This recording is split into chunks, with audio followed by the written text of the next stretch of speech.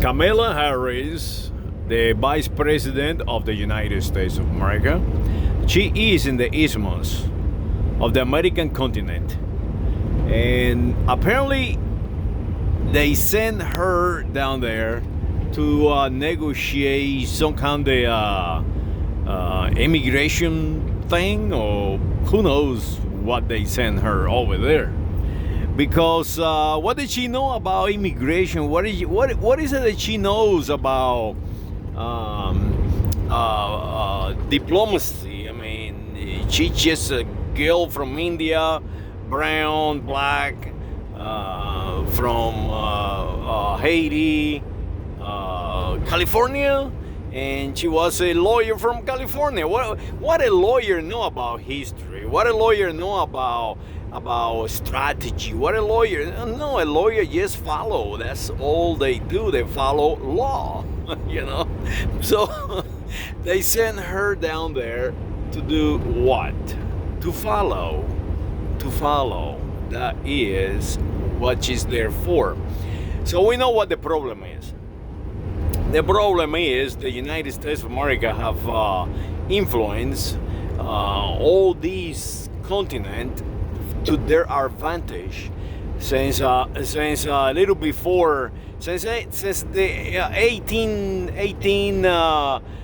since the Napoleonic War was, basically since early 1800s, about 160, 170 years now.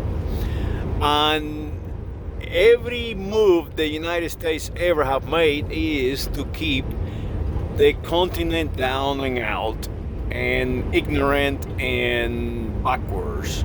And they even issue labels like third world countries, banana republics, and they continue to diminish them. And the Europeans are fine with it, because the Europeans do not want the competition either. But we, as a modern world, move forward. These people are waking up to it. And when they wake up to it, there is nothing you can do about it, because there is just a sheer number of people of humanity, and they have the experience. These people are second to none. These people are Iberians. These people are who created the world, and you see that play out through all these years, since the 80s all the way to now. You see it playing out. You see, for example, during the Reagan administration, you see they trying to influence the Isthmus, and the Cubans got in it and kick everybody out of there. And so on. And you see the United States going to Afghanistan and Iraq and trying to influence, all that population down there. And you see how they fail every single time. We since the 1980s, or actually since the ending of World War II, the United States peak at that time during World War II in 1950s, 60s, and by the 70s, by 76, 75, now you start seeing the downhill run. Culminated to the war in Afghanistan. Right now they live in Afghanistan. Mr. Biden say, no, we're getting the hell out of here. So you see that the failure of the United States of America in trying to influence people who has all the time of the world and all the advantages. I'm going to give you an example of what I'm talking about. The United States of America, the Russians, Chalamet, Napoleon, all these people went to the Middle East, tried to make them vassals of Europe. And what happened? Nothing. They're still there. My example is this: how can you eloquent say we are sending our children to teach the Afghans and the Iraqis and the Persians how to fight?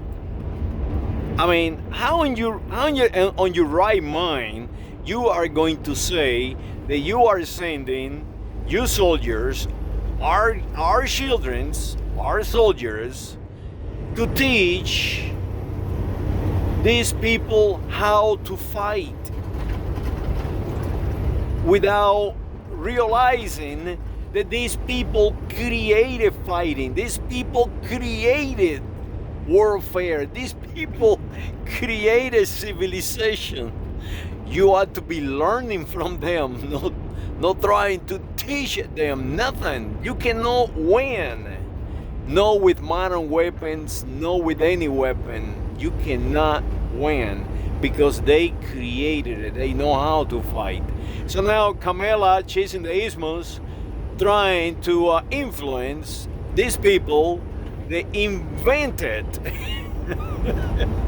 fighting, because they made no mistake about it. We're on the losing end. They're fighting back, and they're fighting back with the techniques of the previous European powers. You know, these people are no different than the Kingdom of Spain. These people are no different than the Kingdom of the French, or the Afghans. You know, these people know how to fight, and you know, as long as you leave them alone and you allow them to have music and to have culture and to live just enough, comfortable enough, you have no problem. But when you push them to the brink of an abysm, they will fight. And it's simple as that. And you see that right now in the island of Cuba. You see how the civilians start fighting back, and they are moving about the continent, and they are moving around the world. There's a lot of them in Spain. You see now influencing the Iberia Peninsula, from Catalonia to Galicia, and you see all this being playing out for that reason, because you are trying to diminish them to such a level that they are forced to fight back. And when they enter a fight, whatever that is, they will not lose it. No different than Afghans. They will not lose it. It will take 800 years and you still will be defeated. The same as the Jews, the same, all these ancient cultures. Because what they have, the United States does not have. And that is something that we need to create. They have a indivisible identity. And we, the United States of America, are preaching the opposite. We are dividing ourselves. So when Kamala Harris goes up there, a lawyer from California, and try to sell the United States of America, whoever is in that table with her knows exactly that. And he's going to be looking at her like, look at this woman. She accepts that she is Hispanic. She's calling me Hispanic.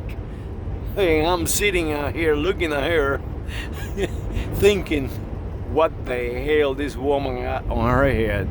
Why the United States of America have leaders calling me Hispanicals and Latins and Latinx,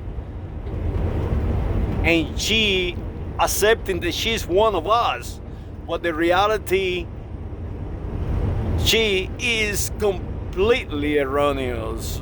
And they will look at that. They will look at us like crazy, like idiots, and they will fight that way. They will send their best down here, and they will unite the United States of America in such a way that you will never recognize it in 400 years.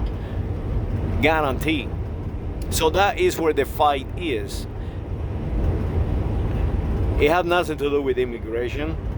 It has to do with who we are, the United States of America, and how we broadcast to the world who we are. We have lost completely sight of our symbols in our capital, who we really are. And these people down in the Isthmus knows exactly who we really are, because they created us. Make no mistake about it, Bernardo Conde de Galvez was a Mexican. Bernardo Conde de Galvez was from the Isthmus. Remember that Mexico was all the way down to Colombia, what today is Panama. So you have to see the reality. Not what you think it is what it is. And they know it. When Kamala Harris go down there, they know exactly who they are and who you are, or who you want to be. And they will laugh at you every single time. The same is the Afghans, the same is the Iraqis, the same is the Persians. They will laugh at you every single time. The reason that we are, or we were, a superpower was because we accepted everyone. Just the same way the Romans did, the same way every advanced civilization have done. You accepted your community and you gain power from it. The division of our nation is our demise. It is as simple as that. So let's teach Kamala Harris, our Vice President of the United States of America, when she goes down to the Isthmus, when she's sitting on that table, to tell the leadership of the Isthmus, hey, I am a United States of American national. I am no Hispanico, I am no Latin, I am no black, I am no brown, I am no white. Neither do you. We are one and the same. You created us, and we need to somehow unite our people for greatness. Saludos.